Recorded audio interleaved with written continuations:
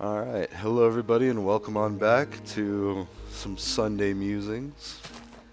I'm your host, A-Rye. Oh, get some coral? No, some black dye. Sure. And gunpowder since I'm not in... Well, it's on peaceful, so... Yes. And I know I'm not picking up any of this because, Oh, whoops. Some drift. Alright. Goodbye. Okay. Now, guess we'll just make that our pumpkin melon one. Anyways, I wanted to talk a little bit in this episode about troubleshooting, tech problem solving. Now, a lot of times if you go into computer science or you do a tech degree and you try to study or learn how to do Java or C++ or any kind of computer programming, so I guess it's probably not just CS degrees now, it's probably everybody that goes through high school in the US and most likely the rest of the world, because people will people. And it's just the way of the future. We need to be able to work with technology, so it pretty much demands a certain understanding of the computer science mindset or a way to solve problems. So, and you're solving problems with moving data and storing data and being able to access data are about like the three main big things. So, why am I talking about this when we were just talking about China and Russia and America? Well, when you're troubleshooting or trying to work with tech, first you got to rule out all the possibilities, or at least all of the most likely possibilities, and then you kind of generally oscillate outward towards the less likely. So the most likely to the less likely, but you still are prepared with every IT issue or every software issue. You got to be prepared to go through all of the use cases. I mean, a good example is that grade project, which, um, where if you're trying to grade some homework assignments from some students trying to learn whatever else other subject, maybe even computer science, whatever. But the point is you get a bunch of grade scores from students, and then you have to determine their letter grade. Like, do they get an A, a B, a C, a D, or an F? There's no E, at least in American grading. Which is funny, like watching Trailer Park Boys and how they have like, I got my grade 10 or I got my grade 6 or I don't even know. Like, I have no idea what any of that means or how many years they do or what age they do the years. So the relevance, I mean, I imagine it's similar to ours. Like, you got to go through grade maybe 11 or 12 or 10 or I don't know, and then you're done. But the point is, for scalable solutions, you got to think of all the use cases. Well, a grade percent, can it land on a partial? Like, is there going to be rounding involved? Like, these are the things you got to figure out. Well, one, you got to figure out like what data you're getting in. So, and that's like the types of grades submitted, and then so you got to check for that. Now, and then how do you react to that? So, say you do get these, like, what do you classify as an A? What do you classify as a B? And when you're talking in code, so it'd be something like, well, with Python, it would be if score, we'll just call score the current score. If score is greater than or equal to 90, then it's an A, if that's this grading schema. But if there's pluses and minuses, then add some complexity, and you need to add an additional thing in. So you'd almost have to be like, if score is greater than or equal to 97, if that's the A plus range, if it's like, or maybe it's not inclusive, maybe if it's 98 or higher. And by that, you could either do 90 greater than 97 or greater than or equal to 98 if you're dealing with only whole numbers. Now, if you're dealing with partials, then you kind of need to think, okay, well, wait, what if I get a 70 or a 97.5? Normally rounding would say that would just go up, but what do you round to? Do you round to a partial or a full, or do you keep it to the tenths, the hundredths? Like, all of these questions. And that's just to set it up. And then, like, to think of all the conditions, okay, you need to submit. I mean, ideally, to test everything, you would submit one score for every single possible numerical outcome. Now, that's not really efficient. I mean, it's doable, but that's like excessive testing. I mean, there's like a level of testing that's expected. That's excessive. So, which, I mean, and as long as you know that, like, what is it like if you divide 100 into 3, you get 33 and a third repeating. Well, and then someone was like, well, what? Wait, you add 33 and a third repeating. you multiply it by 3, you try to put it back, and it's only 99.99 repeating. Where did that point 0001 or whatever go? And that is either bigger or smaller depending on the situation of how far out you round. And then someone jokes as a meme, oh, when you're cutting up cake into thirds, and then you put the cake pieces back together, where's that point 0.01 or whatever? Oh, you'll find it on the knife. So there's room for error, like a certain tolerance back and forth, like for unseen circumstances. In the real world, like if you're measuring things, even to a millimeter. Like when I was building wind turbine blades, we had to be exact to 3 millimeters in a lot of the processes. Like that's how exact we had to do with our cuts, our measurements. Like it had to be precise. So, because if it wasn't, um, like, and these are millions of dollars, where it was like 2 million for each turbine.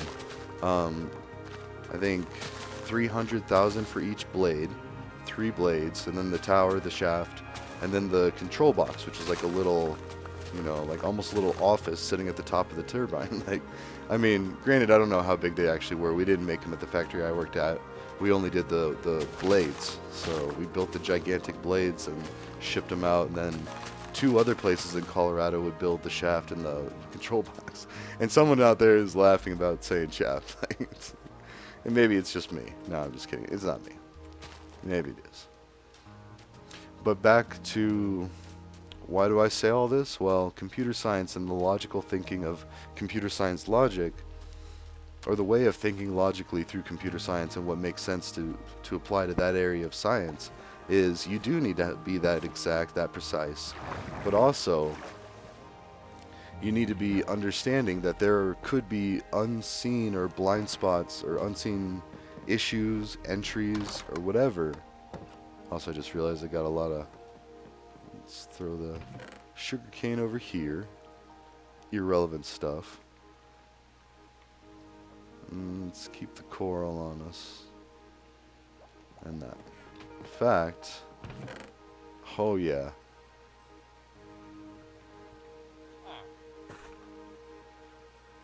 Okay, because we got the dye. Alright, well, I might have been a little overzealous there, but yep. Um, yeah. Let's see if I can. No, I'm already gonna run into a jam. There.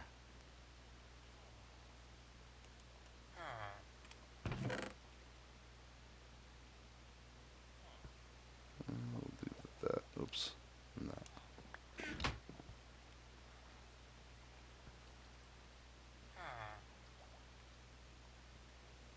Oh, 4 left. Okay.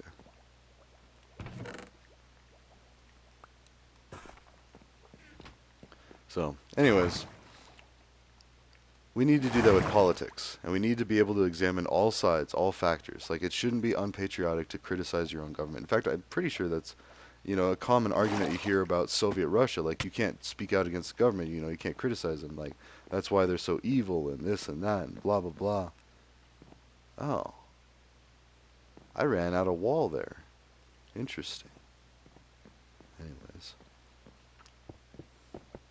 So, and just the fact that, I mean, I still, like, this lady, she helped write LGBTQ books, and that's why it was even more offensive that I was just like, you know what, I don't think, I can see Russia's concern about kids, and a lot of the Republicans too. They're concerned about kids. You got to remember, a lot of these people are, getting over the pray away the gay thing and sending kids off to camps to, and that, yes, that was evil, accidental evil a lot. Like, they thought they were doing a good thing, and then they were just like, and then I feel like they made an even bigger deal out of it than because then, like, once you're labeled that, like, once you're labeled gay, then you're nothing but, like, you can't, like, you know be straight again after that. No, you're gay. That's a death sentence, or that's a life for life change. And now even people are realizing about that. So then that's why we keep adding letters to the thing, is like bisexual is thrown in there too then. And so LGB, like lesbian, gay, bisexual.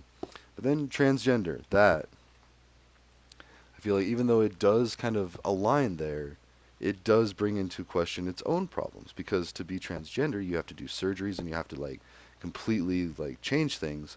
And South Park, again, South Park, like I grew up watching South Park. They make so much sense. And you know, you could debate it all day, and like especially like the flag episode. But when they have the dolphin episode, or the lawfin, Gerald wants to become a dolphin. Like he wants to swim with the dolphins. He wants to swim, be able to breathe underwater, and all of these things. And the functionality of it wasn't there, and that's what the doctor ended up telling him after the surgery. Of course, he got made to look like a dolphin, and I get it that that's offensive to transgender people to a point, but also it's offensive to non-transgender people if you don't at least take into account the concerns of the quote unquote other side. You need to understand where these people are coming from and where Russia's coming from. Now, whether I say it's true or not, no, I think adults should have bodily autonomy and do whatever they want, and they should be free to do that. Now, and then there's also the sub argument of that is like, do government funds go to funding that? Well, okay, like if government funds are going to that, you know, you could be very against it.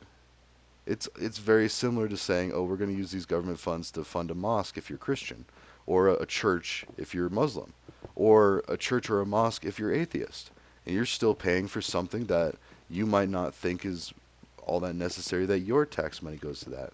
And then it's like, okay, well, it's not your taxes, you pay taxes, but just think about it someone else, and that's a slippery slope. Because then it's like you just be financing anything and be like, no, why are you even taxing me? If you have this much money to be spending on this, this, and this, which war and military and all that, sorry, but like, you know, then you have enough money to fix this, this, and this. That's usually how I see the Democratic stance. Unfortunately, the numbers don't really add up. Like Obama with the Middle East. Like, yeah, it's similar to COVID and how he kind of inherited this situation, but he didn't end it. I mean, not by a long shot. Like, you know, there's a whole book. I have a book, I haven't read it, but I mean, I didn't really have to because I got a whole synopsis and summary from the guy that gave it to me, and he read it, and he talked my ear off about it, and like, you know, and gave me specific dates and like instances, and so it's almost as if I read it. And like I said, I should read it before I speak too highly on that. But even just suggesting that our government has blood on its hands from, and it doesn't matter which side does it, at the end of the day, it's still America. Like, it's that whole car crash thing. Like, nobody intended for a car crash to happen ever. Like, that's why we call them accidents usually. But they happen.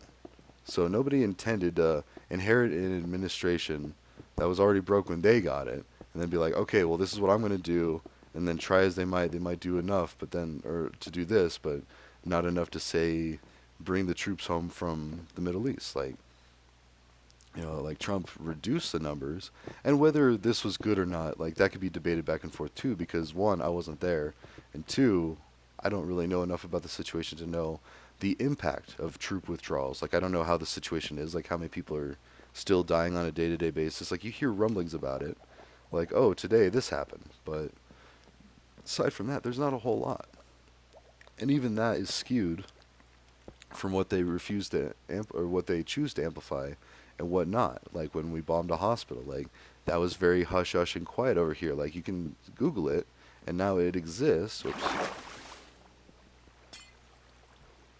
dang it.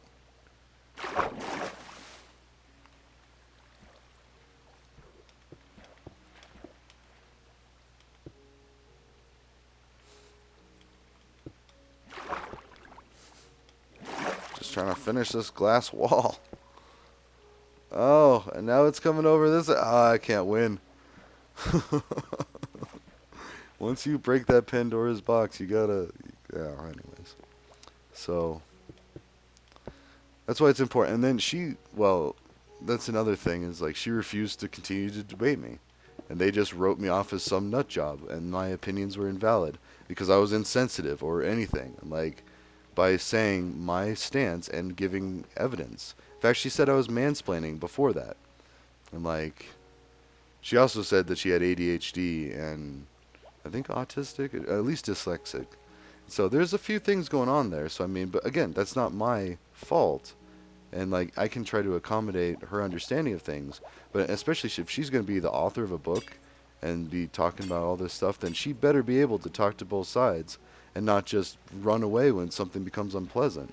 And in fact, like they were talking a lot, like back and forth, like spreading all these articles and all this good stuff that I won't be able to see now because they both blocked me. But I even said that. I was like, I'm going to look through these things, but it takes me a while. You kind of posted a lot of stuff there. You still didn't really answer my questions, but yeah, you posted a lot of stuff.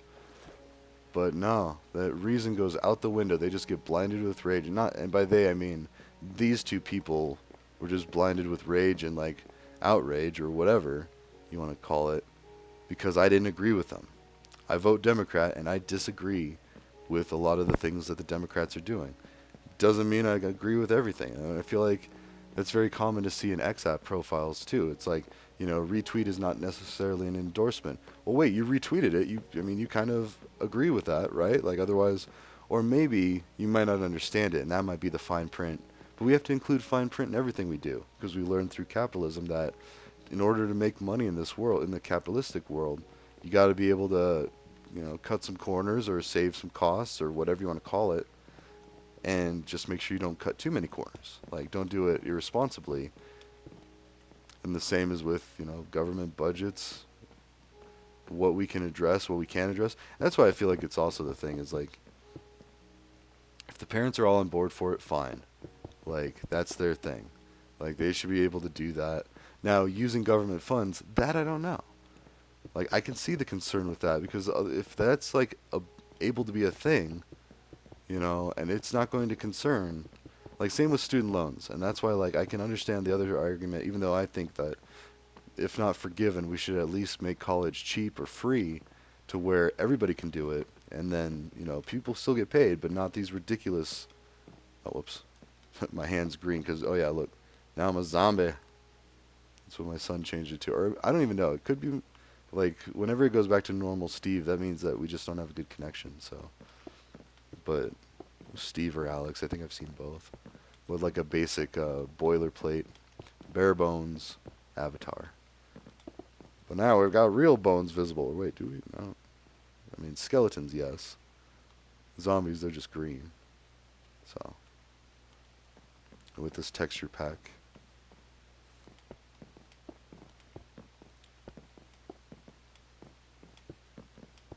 that would be interesting to go back and forth from the texture pack to normal. If I want to say the mobs are different. I don't know. I don't really play it a lot to notice that.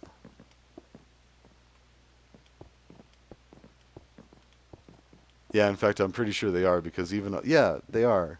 Sorry, because the iron golems, they look like they're Russian prison guards or something. They've got the big red, or even security guards or something here. As I say that, security guards can have like red badges or whatever in America, or like patches. So I don't know. And then, sorry, back to the computer science way of thinking, the logic. Like you have to prove without a reasonable doubt just in legal understanding, but for like you add the additional computer science logic, you have to be able to feel good about that confident. Your confidence level of a decision has to be of a certain threshold. Otherwise, you reevaluate, like you revisit the situation. Like that's just a thing. Like or if you're able to too. Like there's a whole it's kind of like the Fight Club thing where his job, for those that don't know, Fight Club is a very intense psychological thriller in American film, not literature, but films. There you go. I was gonna try to make a fancier something, but moving pictures. But anyways, it's really crazy, like literally, and it's exciting, it's awesome, it's dangerous, it's scary, like how real it could be. And I'm pretty sure this was pre 9/11. Maybe it was post. I don't know. But anyways,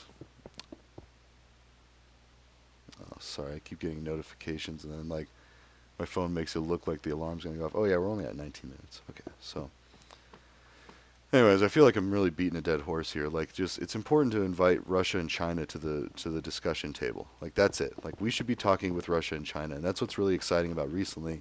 I've been followed by a couple of people that have Chinese writing in their bios, and one even commented like, "Oh, this is very interesting," and so I followed them. They followed me. I followed them back.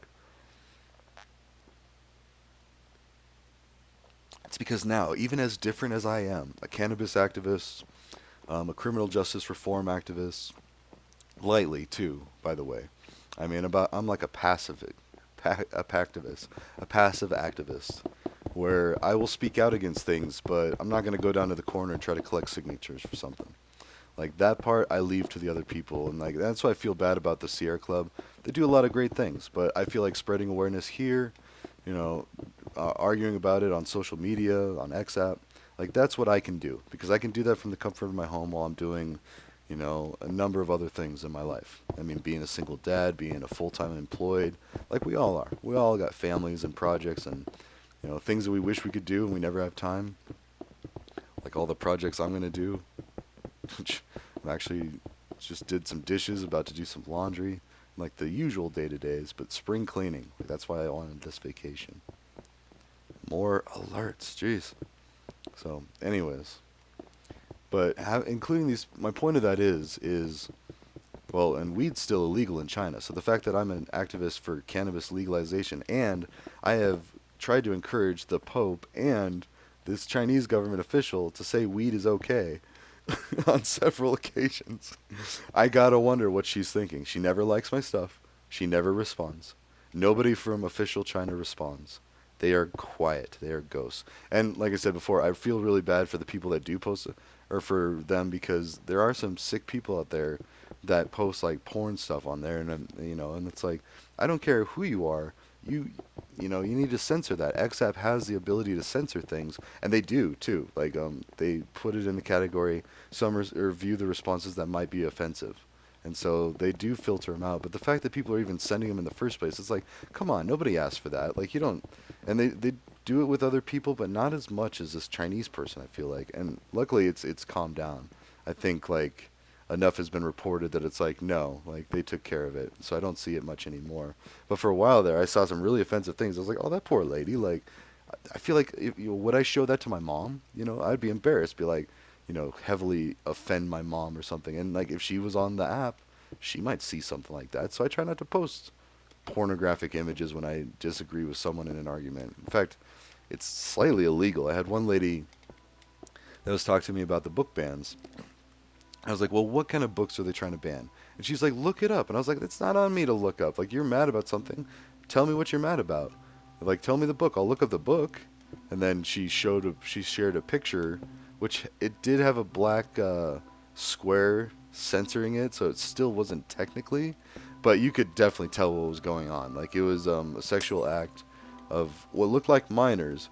And like as soon as I saw it, I was like, oh nope, nope. I closed it. It was like not on my phone. Like I'm not gonna get in trouble for any child stuff. Like, no. If they're underage, they're no.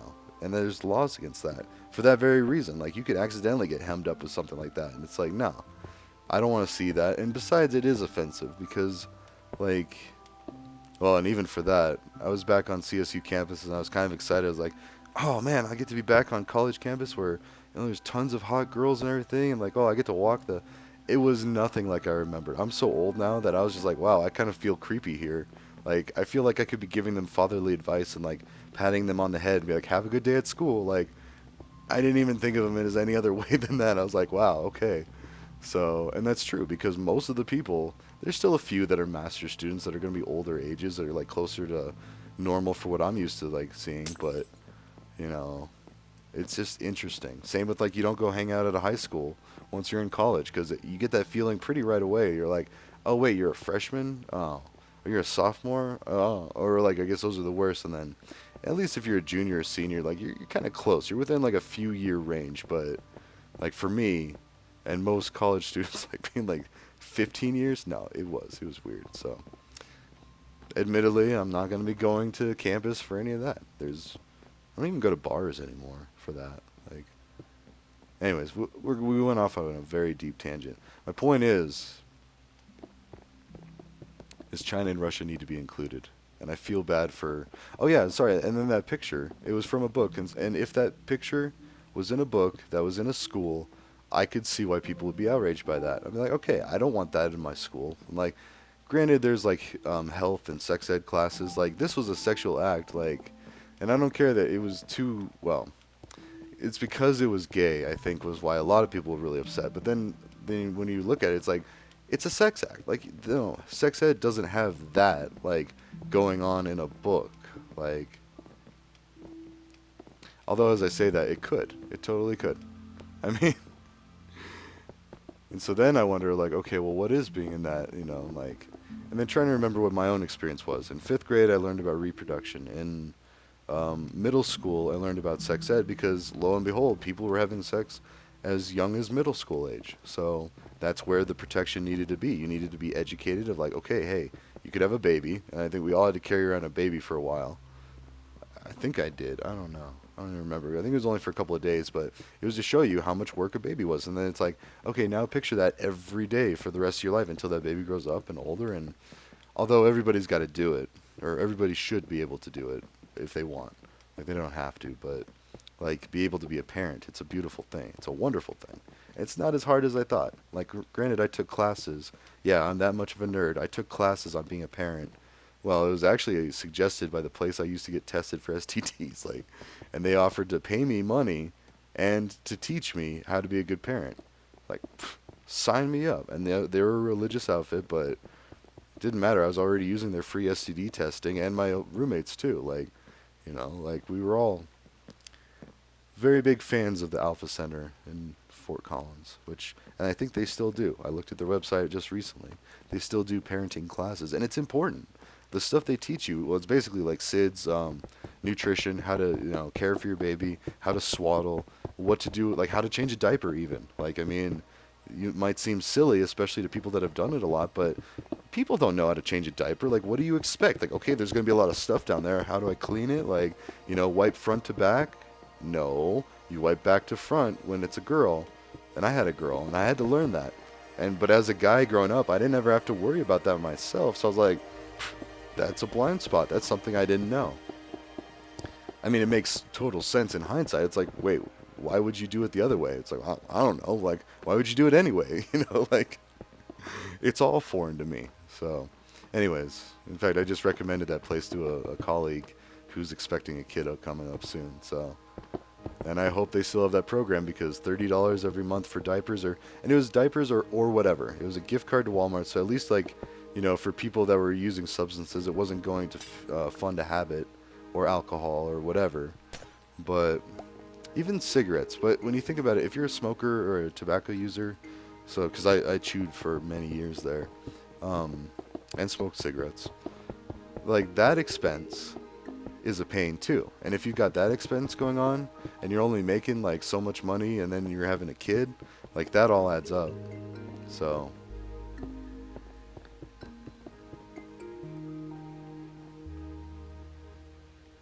oh, ah, this drift. Although I guess this is probably the last one, and I'm running out of glass too. Yeah, this is the last bit of glass. Oops, that's hacky.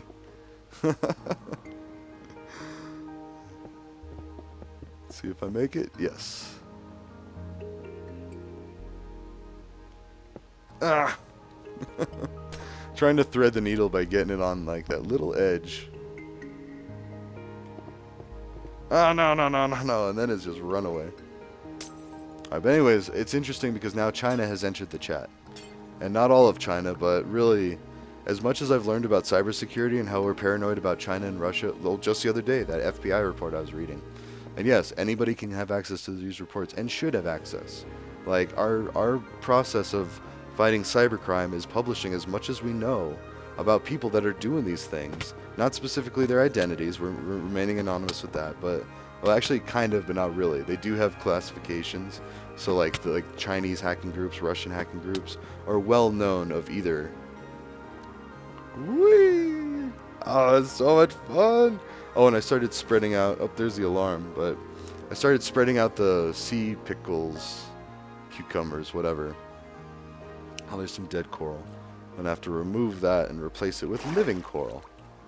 But yeah, so I've started expanding out that way, adding. Well, no, not those. Maybe I did that a long time ago. But here, like picking these. I guess I didn't finish this one, but trying to get every surface to full sea pickle or cucumber. What are they? Sea pickle. So maximum sea pickle awesomeness. Except where there's that other coral, then I leave that alone. But eventually I'm going to have every single piece of coral covered in sea pickles. Um, just so you can see it. So even at night it gets really spectacular. You can see all of that is in the dark now. There's a few pickles here and there. So like you can see like hints of light. But we're gonna have this whole place lit up and it's going to be awesome. So, alright, ta-ta for now everybody. Just remember, keep an open mind. Because these people were followers of me on the X app. We align with a lot of political beliefs, but if you dare stray on even the singlest, slightest thing, or if you post an interview with Putin, you post an interview of the enemy, who isn't an enemy, okay, we're just tense. Like, officially, Russia and China and the U.S. are not at war, but we're at such a cold war because of and dumb stuff like that. The lady, and I'm kind of mad at her actually.